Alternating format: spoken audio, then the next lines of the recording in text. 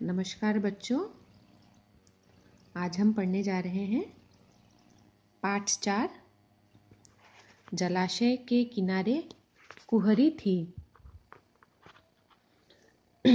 यह कविता श्री सूर्यकांत त्रिपाठी निराला जी ने लिखी थी। उनके बारे में इस पाठ के अंतिम में दिया हुआ है। तो पाठ आरंभ करते हैं।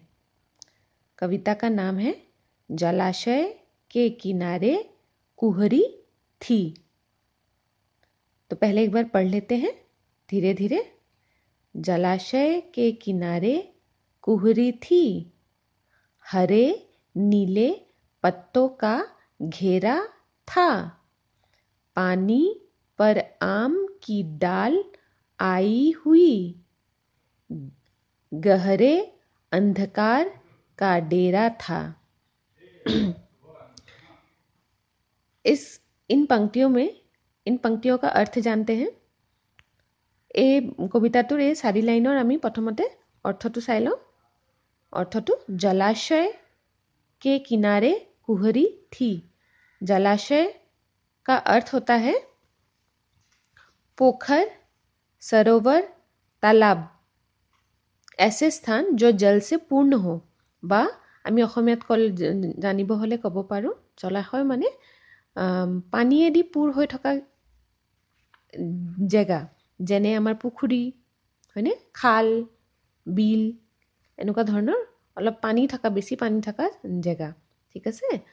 তে জলাশয় কে কিনাৰে, তাৰ মানে কিনাৰে মানে পাৰত, জলাশয়ৰ পাৰত বা পুখুৰীটোৰ পাৰত। যদি আমি ইয়াতে ধৰোঁ যে জলাশয়টো এটা পুখুৰী বুলি, তেতিয়াহ'লে আমি ক'ব পাৰোঁ যে পুখুৰীটোৰ পাৰত বা খালটোৰ পাৰত।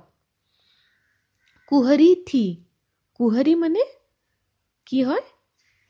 कुहरी माने कुओली, হয়নে? বা হিন্দীত ক'ব হলে कुहरी का अर्थ होता है कोहरा या कुहासा। ঠিক আছে। তাৰ মানে হ'ল কি, এটা পুখুৰী কিনাৰৰ কথা কৈছে। পুখুৰী এটাৰ কিনাৰত কুঁৱলী পৰি আছে, এনেকুৱা দৃশ্য আমি এটা দেখা পাইছোঁ। নিজে তোমালোকে মনতে ভাবাচোন, পুখুৰী এটাৰ কিনাৰত, পুখুৰী এটা তোমালোকে চাইছা অলপ অলপ ওচৰৰ, অলপ দূৰৰ পৰা দেখিছা যে পুখুৰীটোৰ কিনাৰত গোটেই কুঁৱলী পৰি আছে। কুঁৱলী এনে সাধাৰণতে কোনটো মাহত পৰে বাৰু? তোমালোকে মোক ক'বাচোন দেই, কোনটো মাহত কুঁৱলী পৰে? ঠিক আছে। আমি নেক্সট তাৰ পিছৰ বাক্যটোলৈ যাওঁ। হৰে নীলে পত্তোं का घेरा था। হৰে আৰু নীলে এই দুটা হ'ল কি? ৰং বুজাইছে। হৰে মানে সেউজীয়া আৰু নীলে মানে নীলা। তে হৰে নীলে পত্তোं, পত্তোं মানে পাত, গছৰ পাত, হয়নে? কৈছে সেউজীয়া নীলা ৰঙৰ পাতৰ ঘেৰা থা। ঘেৰা মানে তাৰমানে জলাশয়ৰ চাৰিওফালে চকু ফুৰালে আমি দেখিবলৈ পাওঁ গোটেই কিনাৰৰ ফালে কি দেখিছোঁ? আমি গছ দেখিছোঁ বা গছৰ পাতে দেখিছোঁ। কেনেকুৱা ধৰণৰ পাত? সেউজীয়া নীলা পাত দেখা পাইছোঁ।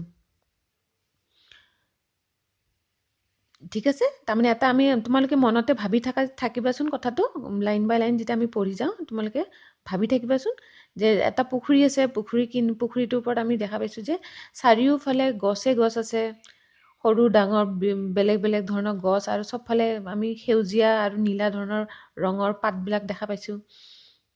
মানে গোটেই পুখুৰীটোৰ কিনাৰতে বা জলাশয়টোৰ কিনাৰতে একদম গছ বনে আৱৰি আছে আৰু। পানী পৰ আম কি ডাল আই হুই। পানী মানেতো জানাই, পানী মানে জল, হয়নে? পানী মানেতো আমি চবে জানো। পানী পৰ আম কি ডাল আই হুই। আম মানেতো তোমালোকে জানা, আম মানেতো আম। তাৰমানে পুখুৰীটোৰ পাৰতে এটা আমৰ গছ আছে, হয়নে? আৰু সেই আমৰ গছৰ ডালটো একেবাৰে মানে পুখুৰীটোৰ ওপৰলৈকে বেকা হৈ পেলাই পুখুৰীটোৰ ওপৰলৈকে আহিছে আৰু, হয়নে? তোমালোকে দেখিছা চাগে এনেকুৱা পুখুৰী, তোমালোকৰ ঘৰতো যদি কোনোবা পুখুৰী আছে বা খাল আছে, তোমালোকে দেখিছা চাগে আমৰ গছ থাকিলে ডালবিলাক সেই আমৰ ফালে গুচি, মানে পুখুৰীটোৰ ফালে অলপ ফালি যায়, হয়নে? ডালটো আম চাম যদি পৰে তেতিয়া কি হয়? পানীত পৰি যায় কেতিয়াবা, হয়নে? তেনেকে মানে কি হৈছে, এই জলাশয়টোৰ কিনাৰতে আমৰ যিজোপা গছ আছে, সেই গছজোপাৰ ডালটো এনেকে মানে পুখুৰীটোৰ ফালে ডালটো অলপমান হালি গৈছে আৰু। গেহৰে অন্ধকাৰ কা ডেৰা থা। আৰু এইখিনি সময়ত কি হৈছে কিন্তু আন্ধাৰ হৈ আছে বুজি পাইছা এইখিনি সময়ত এতিয়া আন্ধাৰ হৈ আছে গোটেইফালে পুখুৰীটো চাৰিওফালে এতিয়া আমি আন্ধাৰ দেখি আছো আজিৰ কাৰণে এই 4 লাইনৰে অৰ্থটো ক'লো আকৌ এবাৰ পঢ়ি লওঁ जलाशय के किनारे कुहरी थी हरे नीले पत्तों का घेरा था पानी पर आम की डाल आई हुई गहरे अंधकार का डेरा था